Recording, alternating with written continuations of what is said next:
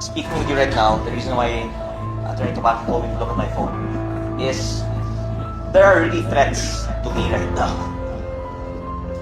Dahil baka noon hindi alam ng iba ang ibang hawak ko maliban sa Cabral Files.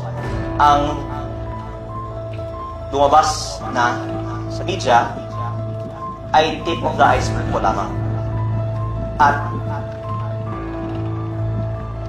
kung ilabas ko lahat ng mga files na hawak ko, maiintindihan ng taong bayan bakit higit pa sa lahat ng ibang mga target, ako ang pangunahing target ng iba't ibang mga personalidad sa nakaraang mga araw at linggo.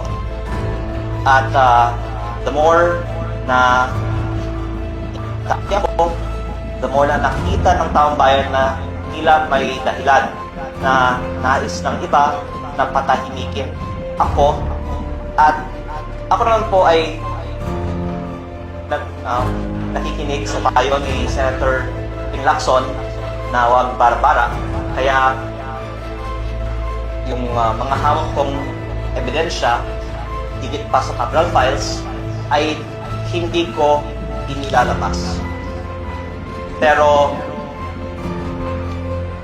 ang taong bayan na mismo ang pwedeng makikita na tila may dahilan na napakaraming mga personalidad ay umaatake sa akin.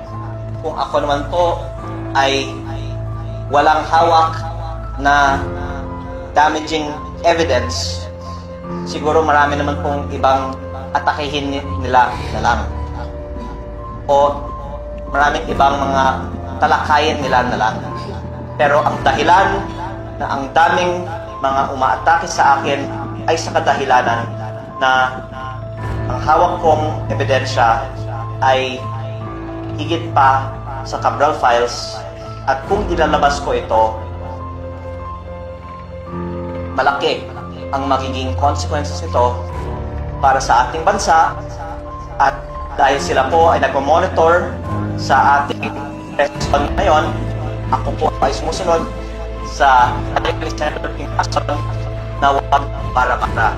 Basta huwag niyo akong patayin.